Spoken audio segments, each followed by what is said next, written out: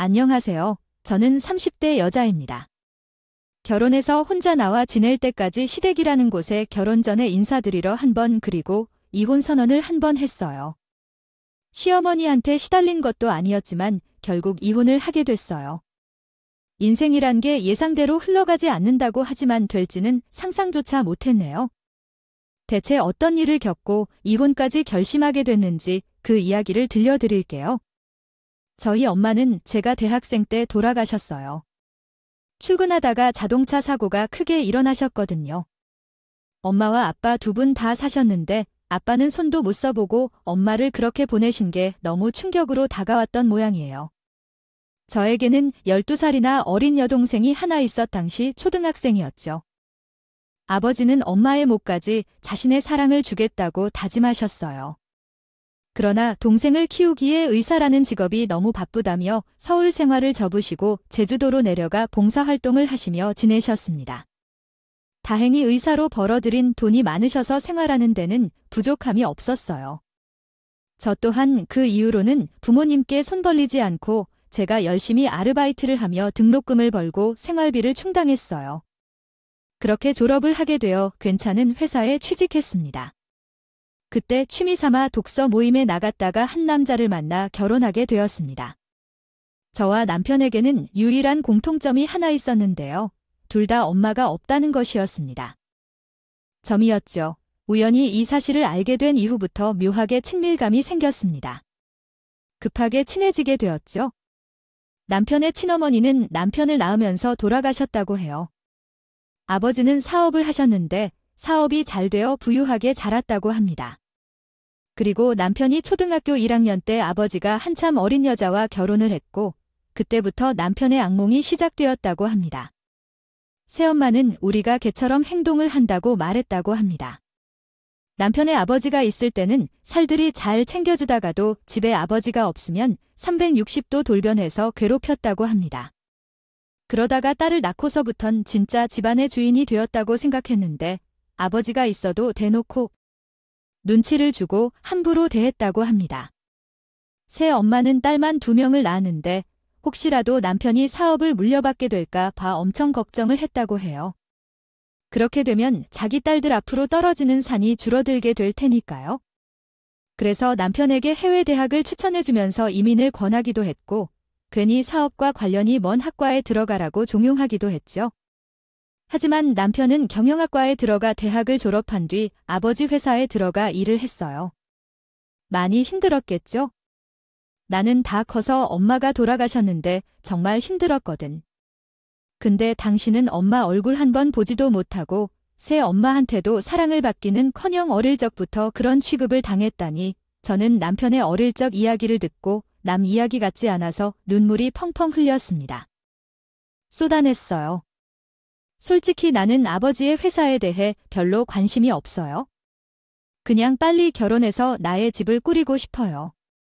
결혼하면 다른 것에 관심을 두지 않고 내 아내와 아이를 챙길 거예요. 정말로 남편은 자신만의 안정된 가정을 꾸리는 것이 인생의 최대 목표라고 했어요. 나는 그 모습에 반해 결국 우리는 사귀기 시작했습니다. 사귀는 동안 가까이서 본 그는 어른스러우면서도 괜찮은 남자 같았어요. 몇 년 동안 싸우지 않고 사귀다 남편이 나에게 프로포즈를 했죠. 이런 남자와 결혼해도 괜찮을 것 같아서 프로포즈를 받아들였습니다. 결혼 전에 처음 만난 시어머니의 괴를 직접 경험하게 되었어요.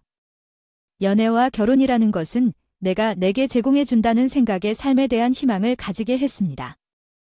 아버지가 사업하시는 걸 언제 알았니? 사귀기 전부터 알았어. 도쿠 모임에서 이런저런 얘기하면서 들었거든. 너는 월급이 얼마나 되는지, 너희 부모님은 어떤 분들이신지, 위로는 언니인지 오빠인지, 아래로는 동생이 있는지 물어보는 건 아니지. 무슨 이유로 그렇게 자세하게 물으시는 거죠? 초면부터 월급이나 형제들 일도는 뭐 하는지 물어보는 건 이상한 행동이야. 날 돈 많은 집으로 착각한 건가? 사귀기 전부터 알았다고 그니까? 어쩌면 우리 가정 상태나 재산 문제로 걱정되는 것일까 봐. 날 돈 많은 가정에서 낳은 여자로 착각한 걸까? 당신의 부정적인 태도가 안타까워. 예전에 사귄 여자도 그리 좋지 않았고 이번에 결혼하려고 하는 아가씨도 그렇게 괜찮아 보이지 않아요. 아버지가 의사이셔서 능력이 매우 뛰어나 돈을 많이 벌었지만 좋은 일을 하고 싶어 해서 그만두고 현재는 제주도에서 의료 봉사하고 계십니다. 이 정도 이야기로 충분합니다. 더 이상 캐묻지 마세요. 돈이 없고 가난한 집 여자가 아니라는 거죠. 아, 의사의 딸이에요. 그렇다면 돈이 필요하다고 뒤로 돌리지 않겠네요. 시어머니는 만났을 때부터 우리 집 경제력에 대해 꼬치꼬치 물어보지 않으셨어요. 제가 불편해하는 것을 느낀 남편이 대신 대답을 해주면서 시어머니는 더 이상 물어보지 않았어요. 그저 그대로 자기는 이 결혼에 반대하지 않는다고 답하려고 했고 결국 결혼 허락을 받고 상견례까지 하게 되었어요. 근데 건대를 마치고 가려고 하는데 시어머니가 따로 부르셨다고 해요. 새아, 이것은 예단 목록이야. 여기에 적힌 대로 모두 준비해와야 해. 아무것도 빠뜨리지 말고 알겠지? 시어머니는 나에게 예단 목록이 가득 적힌 종이를 건네주셨어. 그 종이를 받으려 했더니 남편이 갑자기 중간에 가로챘어. 뭐야, 우리 이런 거 안 하는 거로 약속한 거 아니었어? 라고 말했잖아. 그래, 맞아. 예단도 준비 안 하고 대신 너희 결혼시 지원 안 해주기로 했지만 내 아버지가 실험실을 장만해 준다고 했잖아. 그런 신혼부부 차원에서 예단은 적절히 준비해야 하지 않겠어? 거기서 사용할 가전제품과 가구들은 그 사람이 다 준비할 거라 했어. 그러니 그 물건을 사용하는 거고 내 주머니에서 돈이 나가는데 돈이 돌아오는 건 없잖아. 예단에 대해 얘기 좀 하자고. 이 새로 지은 신혼집 값이 얼마인지 알아? 그건 정말로 꿈인 거야. 집 주신 거 잘 쓸 거면서 고맙다고 해야지. 그게 어머니 돈이 아니에요? 우리 아버지가 열심히 일하셔서 번 돈으로 아들 결혼할 때 도와주셔는 거거든. 불만 있으면 직접 아버지에게 말해야지. 아버지랑 내가 부부잖아. 그러니 아버지 돈은 내 돈이고 그런 거야? 아버지 회사도 아버지 소유가 아니라 내가랑 아버지 공동재산이고. 알겠어. 웃기지 마. 그 회사는 아버지께서 열심히 이끌고 계실 텐데 내가 그냥 이름만 따서 쓰는 거 아니에요? 집을 주신 거에 감사 인사는 아버지에게 따로 드릴 거니까 그런 말은 하지 마세요. 마셨다. 남편은 시어머니가 목소리를 내게 들은 적이 없었던 모양이었어요. 평소에는 크게 소리치거나 언성 높이는 것을 본 적이 없었는데 큰 소리를 지르기까지 했죠. 게다가 예식장 목록 종이를 시어머니 얼굴에 던진 것까지 했어요. 다행히 아버지는 사견 사이가 끝나자마자 먼저 나가셔서 남편과 시어머니가 싸우는 모습을 보지 못했어요. 아마 그때 보셨다면 제 결혼을 반대하셨을 것 같아요. 이게 도대체 어디서 배웠을까? 버르장 머리알을 내가 널 페필에 넣지 않았어도 내 엄마라면 이런 행동을 했을 거야. 말씀 잘 맞추셨어요. 맞아요. 제 엄마도 이런 식으로 행동하지 않았을 텐데요. 제 친엄마가 있다면 이런 식으로 높아서 행동하지 않을 텐데요. 예단 목록을 며느리에게 몰래 건네지 않았을 테니까요. 분명히 예단 안 해온다 했고 그때 어머니도 이런 거 필요하시면 아버지한테 받아서 사시고 이제 와서 말 바꾸지 마세요. 남편은 시어머니에게 예단은 없을 것이란 못을 받고 저를 데리고 건물을 나왔어요. 당신한테 말하지 말고 따로 보자고 해서 말 안 했는데 어떻게 알고 쫓아온 거야? 왠지 그럴 것 같았어. 아버지가 그 비싼 신혼집을 해주는데 저 여자가 가만히 있을 리가 없지. 근데 다이 얘기 나왔는데 반대도 안 하고 조용히 있더라고. 그래서 상견 때 뭔가 있겠네 싶어서 눈여겨왔거든. 남편은 저에게 말하면서 계속 한숨을 내었어요. 정말 미안해. 저 여자는 진짜 내가 감당이 안 된다. 어릴 적엔 내가 해요. 나이가 어리다 보니 그 여자에게 당한다고 생각했는데 아니었어. 정말 보통인데 더욱이 돈을 어떻게 할지 밝히는 일과 관련된 사안이 있으면 안 보려고 눈을 부터 켜고 달려들어서 아주 놀랐어요. 시어머니가 예단을 요구하는 것도 놀라웠고 당신이 그렇게 화를 내는 것을 처음 봐서 좀 놀랐어요. 많이 당한 경험이 있어서 그 여자와 상대할 때 이렇게 변하는 건가 싶었어요. 당신에게는 결코 언성 높이는 일 없을 거예요. 약속해요. 본인 새엄마가 잘못한 일로 저에게 미안해하는 남편을 보니 마음이 안 좋아졌어요. 그래서 편의를 도왔습니다. 우리 결혼하면 우리 집과 인연은 끊자.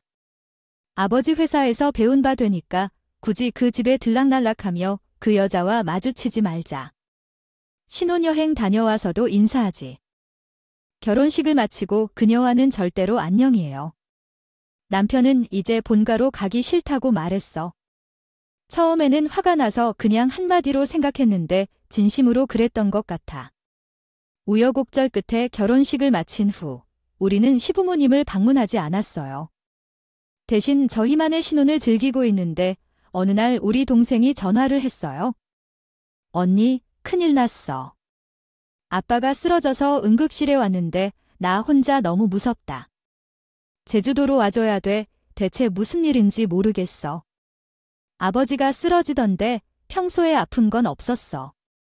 무슨 사고인 건지 나도 알 수가 없어. 병원에서 검사 받아봐야 알 수 있다고 하더라고. 언니, 아빠 돌아가시는 거 아니겠죠?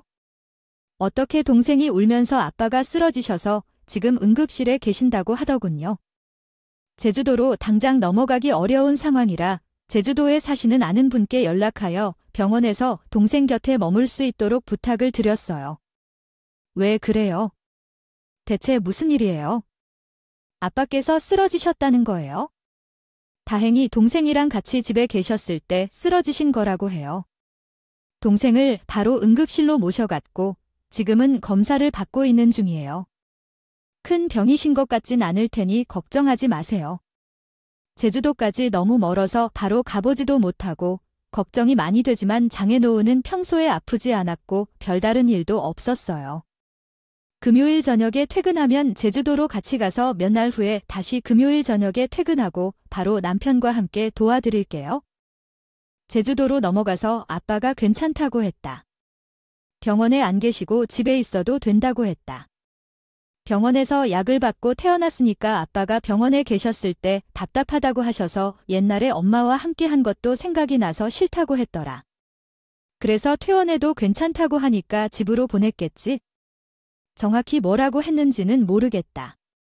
다행히 큰 병은 아니라고 했는데 급성 통풍이 발과 무릎에 같이 오는 바람에 아빠가 지금 왼쪽 다리에 힘을 못 주어 걷기는커녕 혼자서도 못한다.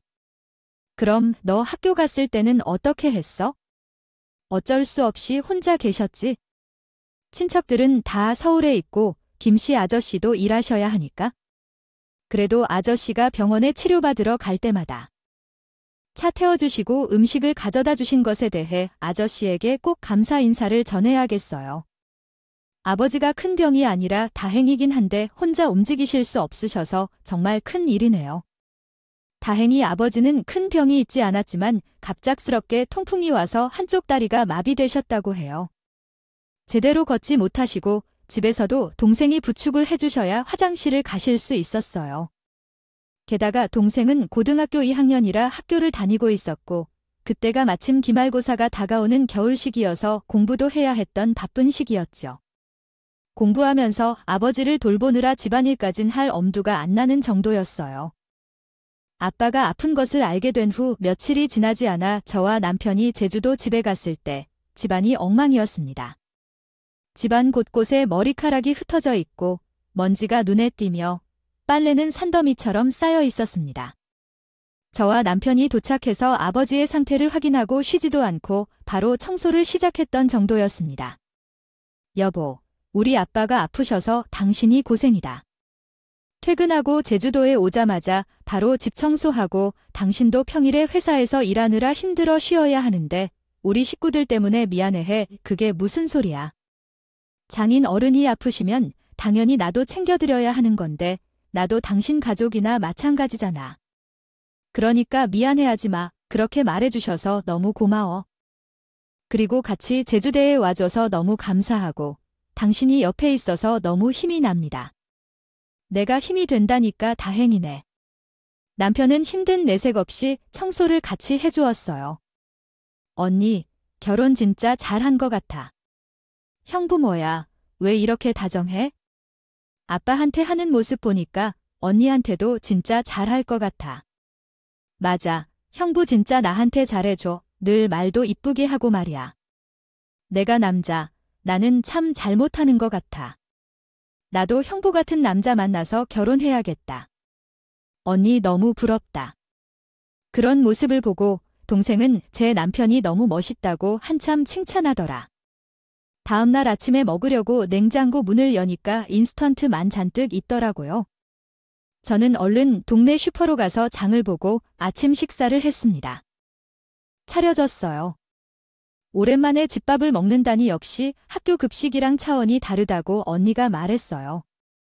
결혼한 후에 요리 솜씨가 엄청 늘었다고 동생은 제가 한 요리가 맛있는지 칭찬을 늘어놓더니 허겁지겁 식사를 했어요.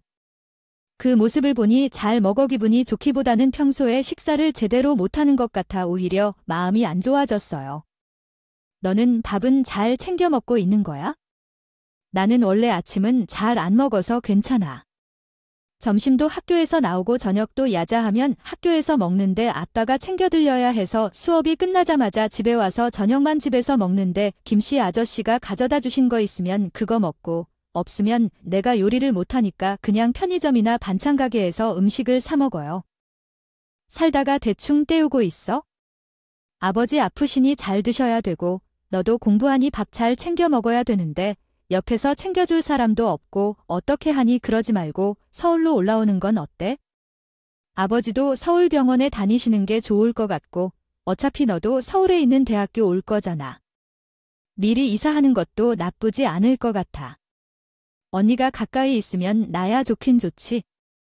근데 이사하면 전학 가서 새 학교에 적응도 해야 돼서 갑자기 환경이 바뀌면 공부하는데도 지장 있을까봐 걱정되긴 해. 그래도 아버지 생각하면 서울이 여기보다 더 나을 것 같기도 하고 나도 잘 모르겠어. 언니 아니야. 오히려 서울에 오면 좋은 학원도 많아서 고사 입시 준비에 도움도 될 거야. 게다가 내가 옆에서 챙겨줄 수 있는 것 같아서 제주도에서 아버지께서는 잘해주셨을 것이지만 지금은 아프셔서 내가 케어받기는커녕 돌봐야 하는 상황이죠.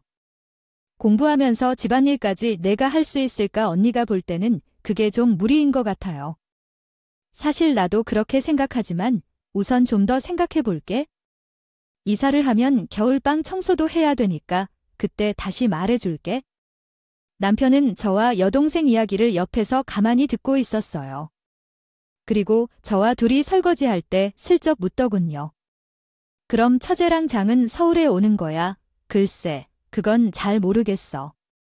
아버지 생각하면 서울에 오는 게 나을 것 같은데 아무래도 전학하는 게 좋을 것 같아요. 부담스러운 것 같아요.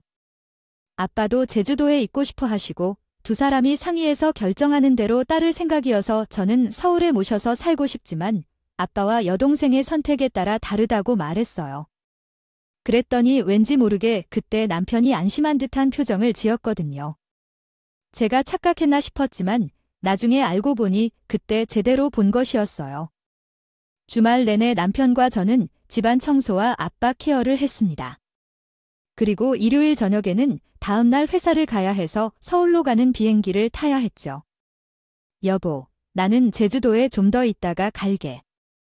아무래도 내 동생 혼자 돌봐줘야 할 것 같아. 휴가랑 연차를 미리 써야 할 것 같아. 그래, 그렇다면 얼마나 정도 더 있어야 하는데? 나 보름 정도는 제주도에 더 있으면 되겠어. 당신도 서울로 가야 될 것 같은데 나는 지금 회사에서 중요한 프로젝트를 맡고 있어서 연차나 휴가를 쓰기엔 어렵고 오늘 서울로 올라가야 할 것 같아서 어쩔 수 없지요.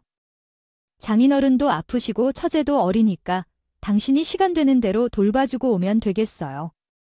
이해해 주셔서 고맙다. 그래서 남편은 혼자 서울로 떠났어요. 저는 제주도에서 머무르면서 아버지의 식사를 챙겨드리고 병원 치료도 받으러 갔습니다. 제가 서울로 가고 나면 먹을 음식을 위해 미리 밑반찬을 준비하는데 정신없이 보냈어요. 직접 아버지를 돌보면서 집안일을 도와보니 동생이 혼자 하기엔 너무 바쁜 일인 것을 느꼈어요. 제 휴가가 끝날 때쯤 남편이 전화했어요. 장인 어떠세요? 아직도 걸을 수 없나요? 라고 물었어요. 아니요. 이전보다 훨씬 좋아지셨어요. 얼굴에도 살이 살짝 붙은 것 같고. 아, 정말 다행이네요. 그럼 이제 치료 안 받아도 괜찮아요? 혼자 걸으면서 일상생활 가능한가요? 아니요. 그 정도 아니에요. 계속해서 병원에 다녀야 되고 통풍에 대해서도 신경을 많이 써야 돼요. 재발 확률이 높은 병이거든요. 처자는 뭐라고 했어요? 서울로 오고 싶대요. 아마 그럴 것 같아요. 동생은 확실히 모르겠다고 대답 안 하고 있으니 안 온다 해도 내가 데리고 가야 될 것 같아요. 아빠가 집안일도 못하시니 내 동생이 다 해야 되는데. 입시를 준비하면서 한다는 것은 물 같다. 한 보름 정도 잘 잤는데 내가 할 일도 있지만 차차 그렇구나 알겠다. 그럼 나도 미리 준비해야겠다. 준비. 아니야. 혼잣말이었어. 내가 너무 큰 소리로 한 모양이나 해. 걱정하지 마. 그럼 서울로 가는 비행기 표를 예매해줘. 나는 공항으로 가기 위해 나갔다 올 테니까. 아빠와 어린 여동생은 아무래도 서울로 가야 할 것 같단 이야기를 했더니 남편이 미리 준비해야겠다고 말했어요. 그때는 별거 아니라 생각하고 넘어갔는데 얼마 지나지 않아서 그 준비가 제 인생을 뒤바꿔 놓게 되었어요. 제 휴가 기간이 끝나서 어쩔 수 없이 서울로 올라가야만 했어요. 그래서 어린 여동생과 아픈 아빠를 들고 떠나려니 발이 떼어지지 않았어요. 비행기를 타고 가는 내내 한숨만 자꾸 나오더라고요. 돌아가신 엄마가 많이 생각났습니다. 도착해보니 남편이 공항의 절에 마중 나와 있었어요. 근데 남편이 몰고 다니던 차가 아닌 다른 자동차를 타고 있더라고요. 여보, 당신 차는 어쩌고 다른 사람 차를 가지고 공항에 마중 나왔어.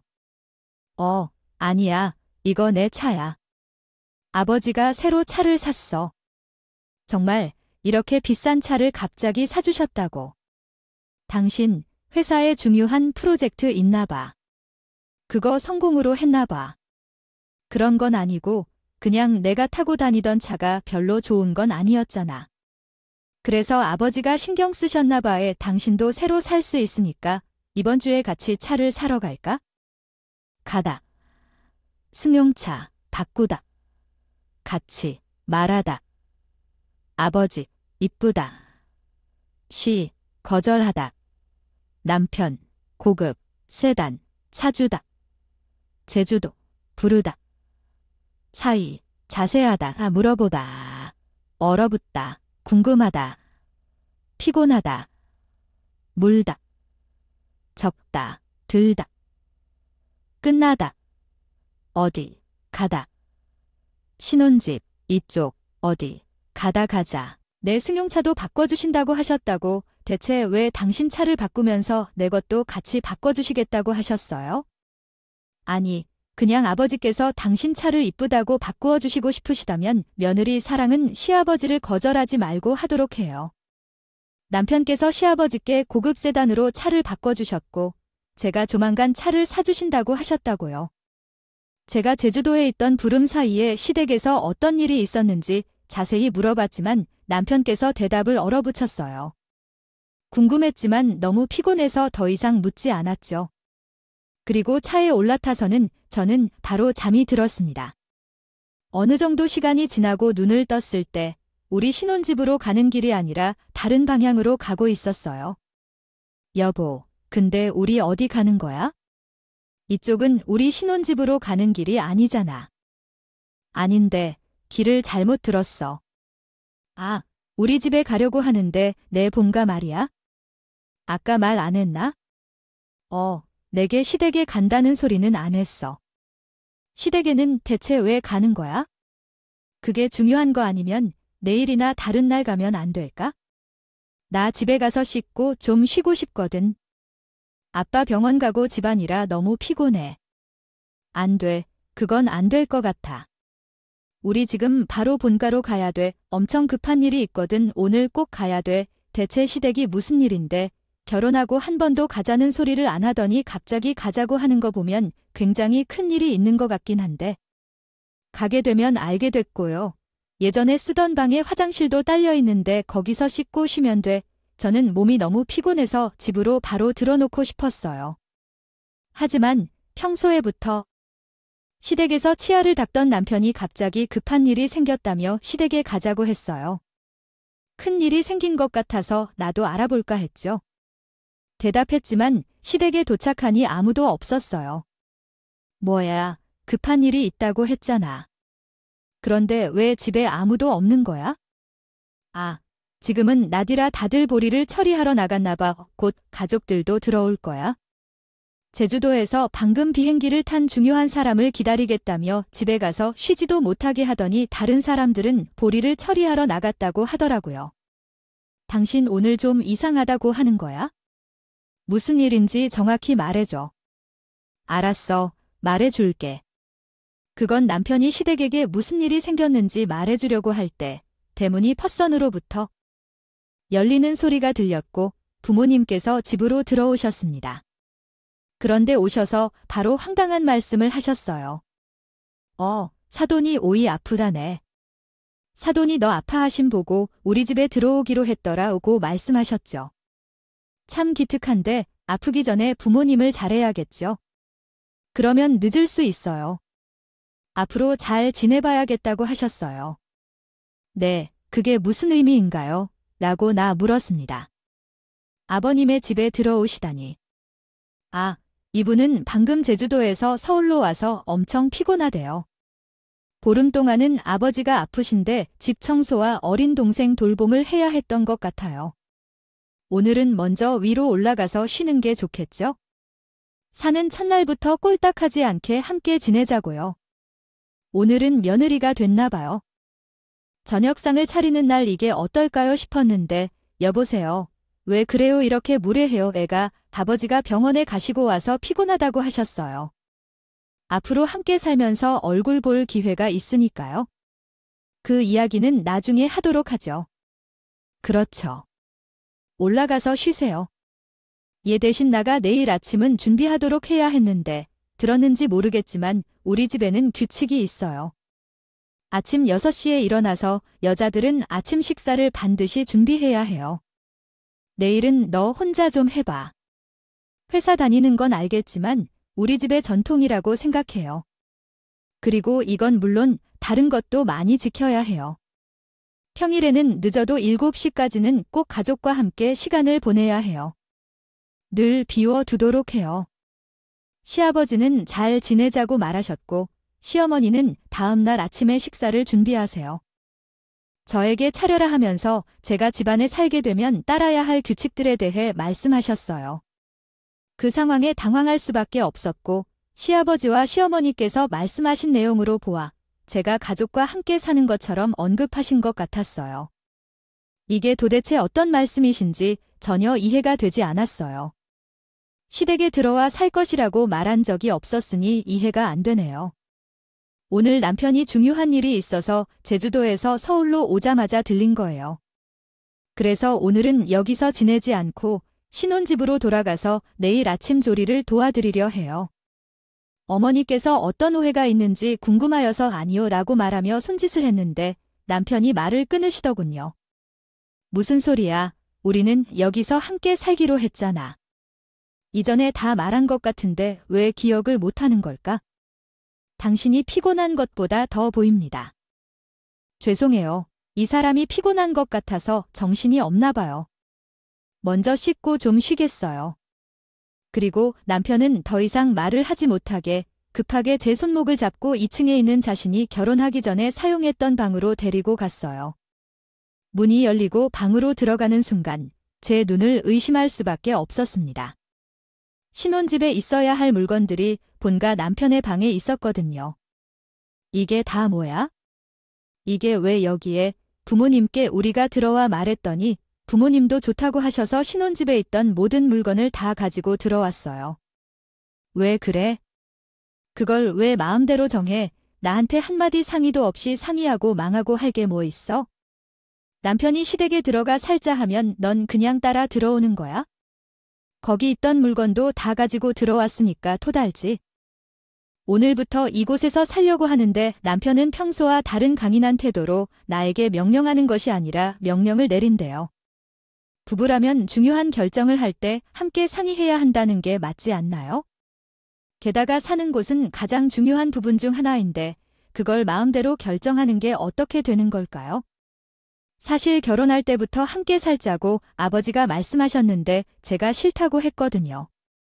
그래도 제주도에 갔다 와서 깨달은 건데 부모님이 아프시기 전에 함께 시간을 보내고 싶어서예요.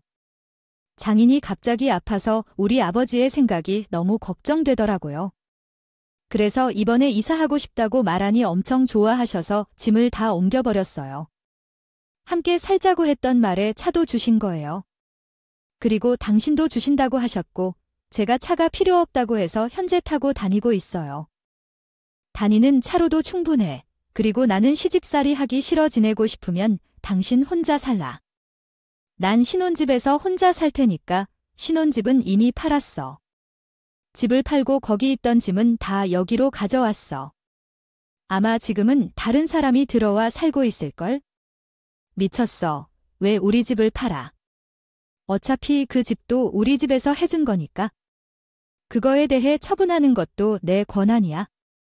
솔직히 너도 나한테 한마디 상해도 없이 아픈 장인 어른이랑 12살이나 어린 여동생 서울로 데려오려고 했잖아. 서울에 오면 우리가 같이 살아야 되는데 너는 나한테 상해했어. 당신 혹시 우리 아빠랑 여동생 떠 맞게 될까 봐 그게 싫어서 신혼집을 팔고 시댁에 들어온 거야? 당신 아버지랑 시간 보내고 싶다고 하는 건? 핑계를 대는 것은 당연하다. 얼마나 불편한지. 아버지가 병원에 입원하게 되면 되지만 동생과 한 집에서 어떻게 지내야 하는지. 왜 나는 내 집에서 가사를 해야 하는 걸까? 게다가 뒷바라지를 하지 않은 비용도 우리가 다 내야 한다. 그럴 거면 차라리 본가에 들어와서 불편한 새 엄마와 살아도 낫겠다 싶었다. 그럼 적어도 아버지의 사업을 물려받을 확률이 높아지니까 불편한 대가를 돈으로라도 받을 수 있잖아. 뭐라고? 당신은 어떻게 그런 식으로 말을 할 수 있어? 그렇게 싫어하던 새 엄마보다 우리 가족들이 더 싫다고. 우리 가족들이 무슨 짐이냐? 너한테는 가족이지만 그런 사람들 나한테는 짐이나 마찬가지야. 안 그래도 커녕 돈만 줄줄 새어나가는 구멍이 있어. 나는 며칠 전부터 여기가 지옥이고 살고 있거든. 근데 도저히 새롭게 최적화된 진짜 지옥이라고 느껴져요. 엄마와는 잘 지내기 어려워. 그래서 내가 이 집 여자들과 잘 지내려고 노력 좀 해야 해. 나는 아버지에게 좋은 인상을 남겨야 하니까 내가 이 집에서 할 일은 그건 하나야. 그럼 내가 돈을 훔쳐서 내 아빠의 병원비와 동생의 학비를 지불하는 것처럼 가장하는 거 모를 거야? 내가 왜 내 새 엄마와 동생들과 잘 지내야 하는지 이해하지 못해. 나도 너희 집 사람들을 싫어하는데 돈만 벌어다주는 시어머니도 싫고 희생하는 내 배우자와 다른 동생들은 더 불쌍해 보이기도 싫어. 아니라고. 내가 너희 아픈 아빠와 동생을 도와줄 거라고 했잖아. 만약 우리 아버지의 유산을 받으면 그게 정말 큰 돈이야. 그러니까 내가 나에게 협조 좀 해주면 엄마와 잘 지내기로 할게. 유산을 받으면 나만 좋아할 뿐만 아니라 너희 구질구질한 가족들도 챙길 수 있도록 내가 도와줄 거야. 그만해. 난 그렇게 신경 안 쓰여도 괜찮아. 그리고 너도 우리 가족과 사는 게 불편하다고 하잖아. 그럼 나도 너희 가족과 사는 게 불편할 텐데. 어떻게 같이 사니? 난 결코 그렇게 못 살 거야. 여기는 왜 이렇게 살기 싫다는 거지? 우리가 살던 집보다 훨씬 좋은데. 내가 이 집에서 살기 싫다고 했잖아. 여기 가구들 좀 봐에 내가 혼자라고 해온 싸구려들이랑 차원이 달라. 다 이태리에서 수입한 최고급 가구들이야. 방도 넓고 따로 화장실도 있는데. 우리 집 사람들이랑 마주칠 일도 줄고 막무가내하게 있긴 하지만 남편이랑 언성을 높이 싸우고 있는데 시어머니가 방문 밖에서 목소리가 들려왔어. 아무래도 그런 식으로 방에 들어와서 얘기를 처음부터 끝까지 엿들은 모양이었어. 처음에는 같이 살기 싫다고 생각했는데 들어온다고 해서 뭔 일인지 궁금했는데 역시 돈을 벌고 그런 거였던 거네요. 지금까지 지혜비에게는 갑자기 아픈 어려움이 찾아왔으며 어른을 보니 아버지를 떠올리게 되었다고 하더니 눈물을 보였지만 거짓말이었어요. 돈 때문에 극단적으로 과장하는 소리였습니다. 시어머니의 이야기를 듣고는 남편은 사색에 잠겨서 제게 속삭였다가 조용히 말해야 새엄마가 듣는다는 것을 알았어요. 제 눈에 불이 켜진 것은 어쩔 수 없이 늙은 여우인 제게 아버지든 조금이라도 빼앗기지 않을까 봐 그런 건데 유산은커녕 집에서 쫓겨날 수도 있다며 너희 아빠가 서울병원으로 옮겨 토니고 싶다고 했어요. 그런데 돈이 필요하다고 하는데 그 돈은 여기서 살아남기 위해 필요하니 병원비와 동생의 학비를 받고 싶다면 제 말대로 하는 게 좋을 것 같아요. 남편이 말하는 게 너무 어이없어서 아무 말도 할 수 없었어요. 저는 그냥 나가는 게 우선이라고 생각했어요. 그래서 남편이 신혼집에서 가져온 물건들 중 중요한 것을 챙겨 시댁을 나가려고 제 짐을 살펴봤죠. 그런데 제가 소중히 여기던 가방과 코트가 보이지 않았어요. 그때 갑자기 신호들 테 생각이 들었어요. 가방과 코트는 쉽게 가져갈 수 있는 물건이라서 혹시 자기 마음대로 가져간 것 같더라고요. 그래서 남편을 밀어치고 신들방으로 뛰어갔어요. 그런데 신들 방문을 여는데 두 군데 다 텅텅 비어 있었죠. 거기서 왜 우리 신혼집에서 받은 돈으로 오피스텔을 사라 집에서 나갔어요. 왜 우리 신혼집에서 받은 돈으로 동생들에게 오피스텔을 살켜줘 이런 식으로 해놔야 뒤늦게 내게 더 후회하게 될지도 몰라요. 줄여도 아무 소리를 못하는 거야?